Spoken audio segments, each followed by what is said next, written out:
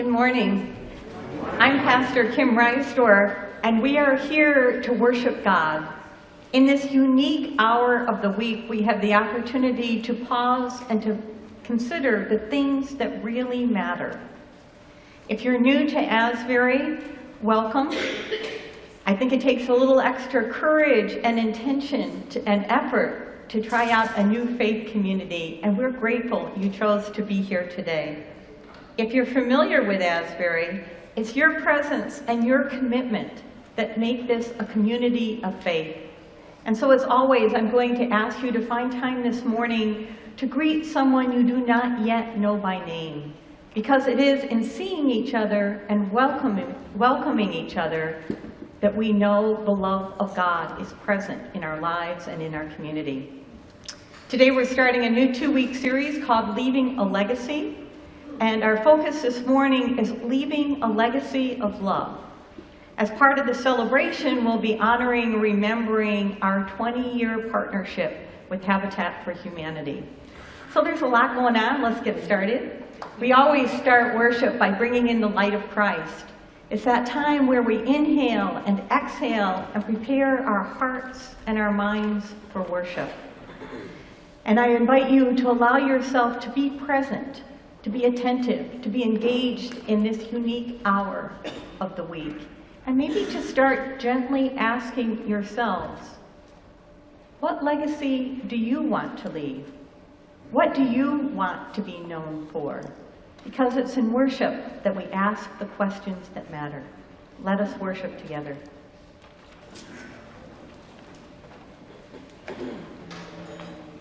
Thank you, Rainbow Choir. I hope you carry that hymn, that prayer all week long with you. Once you've sung the words, you know the words. And the words that we'll be reading from Scripture this morning are from the Gospel of Matthew. And Matthew has a unique take on how to tell the story of Jesus. Is there anyone here that likes things, really well organized and structured? I know you're out there because you've made fun of my desk. Well, Matthew's your gospel then, because Matthew takes things and groups them together, like the parables are all together, and then there are teachings, and then there are healings. And in doing so, the magnitude of what Jesus is saying and doing packs a different type of punch, because it's grouped together like that, it's structured like that. And perhaps his most well-known structuring is the Sermon on the Mount. It only appears like this in Matthew. Matthew takes Jesus' top 10 sermons and puts them all together in chapters 5 through 7. Every time I read parts of it, it takes my breath away in what we're being asked and invited to do and live as a legacy of love. And so we're going to just read a teaser from it. We're going to read the opening verses of the Sermon on the Mount from chapter 5, and then the concluding verses. And then you'll have a homework assignment after that. But here we go, from excerpts from the Sermon on the Mount. When Jesus saw the crowds, he went up the mountain. And after he sat down, his disciples came to him.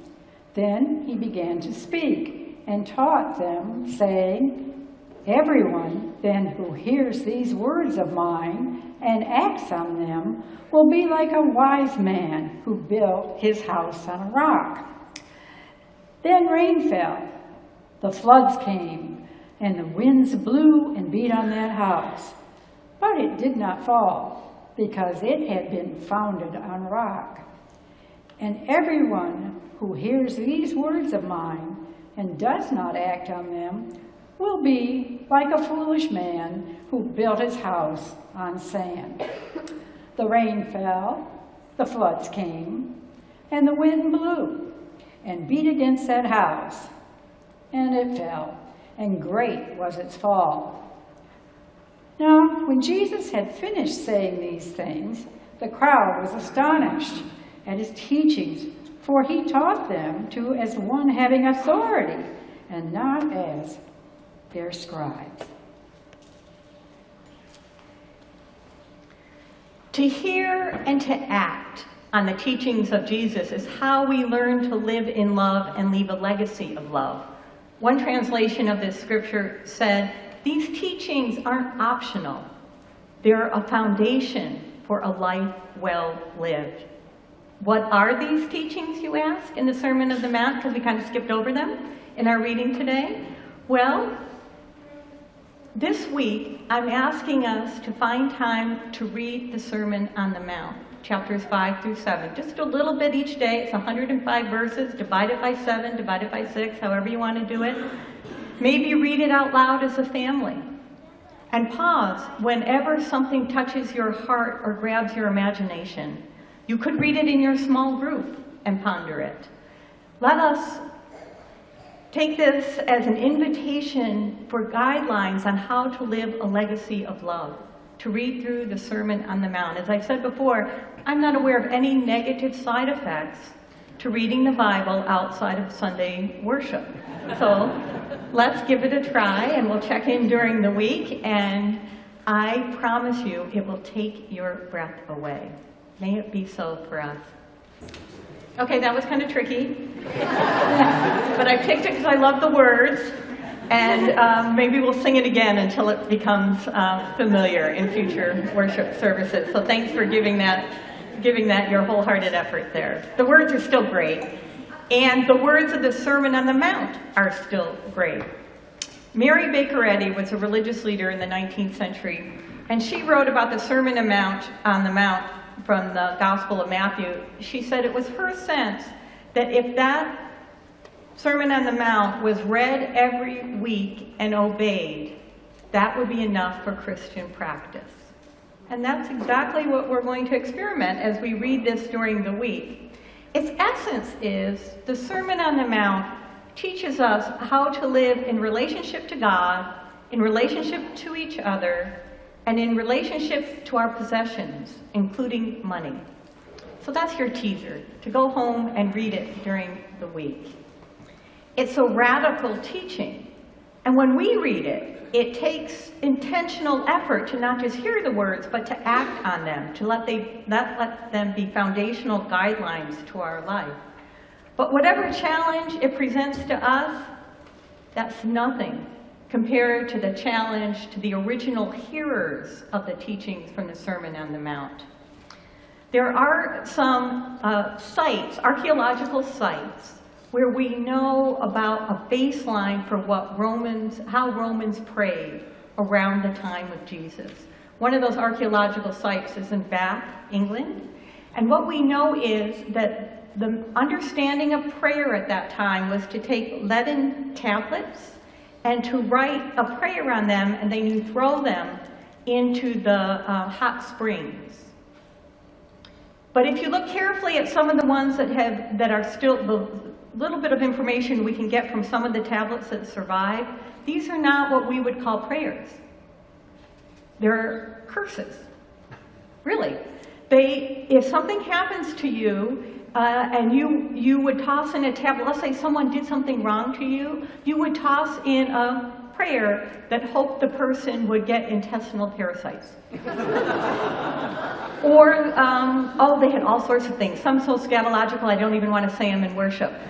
One of them was, if someone steals a coat from you, then pray that person gets covered in boils. Now, Jesus picks up part of this teaching in the Sermon on the Mount. It says, if someone steals a coat from you, offer him or her another one. What a radical, different version of how to be in relationship with God and each other and our possessions. To know that we are called to leave a legacy of love, to pray for each other's well-being, rather than intestinal parasites. So the Sermon on the Mount is radical for us, and we just get a taste today of how radical it was when it was first heard. It is how we transform the world by living out the teachings of Jesus and leaving a legacy of love. And there's one specific example of a legacy of love that I invite us to look into this week. And this comes from my own experience and Pastor Chelsea's experience and other colleagues' experience, not here at Asbury, but in other places and other times when we walk alongside folks who are planning a memorial service for people. And the loved one is missed, but the loved one left no guidelines as to how they wanted to be remembered or what type of service they wanted. I can tell you it's one of the hardest parts of our ministry because the family doesn't know what their loved one wanted. They're in the midst of raw grief, and then there's confusion and often tension over what the loved one would want. So one of the ways we can leave a legacy of love is to be willing to think through, to leave some guidelines, to offer well, we have more than guidelines. I have, for you, in the fellowship hall, a packet that I invite you to pick up and to look through this week. And it asks lots of questions about what's important to you and the legacy of love that you want to leave, and some planning on memorial services. This I can say for sure. Thinking about your passing, your transition from this life and what is to come, will not make it happen. Not talking about it, pretending it's not going to happen, or denying that it will ever happen, won't keep it from happening. But I can say this. Finding time to think about what is important to us and the legacy of love we want to leave makes us cherish each day in a different way. It makes us alive with the wonder and gift that life is. And I agree that this might not be something you say, well, this is the first thing I want to do when I go home. So why not do it in your small group or as a family? Why not ask Chelsea, Pastor Chelsea, or I to walk through this with you? We will be your scribe. You can be the Pharisee. We'll be the scribe and write down what you say. It's truly some of the most sacred parts of what we get to do, is to think through some of these questions with you. It would be an honor to think through some of these questions. And it is a legacy of love to leave. Our lives here are a gift. And we will leave a gift to others when we think through how we want to be remembered and what we want as part of our memorial service or whatever, funeral, whatever we decide on. There's an African American spiritual that puts some of these teachings to music, and that's what we're going to listen to next.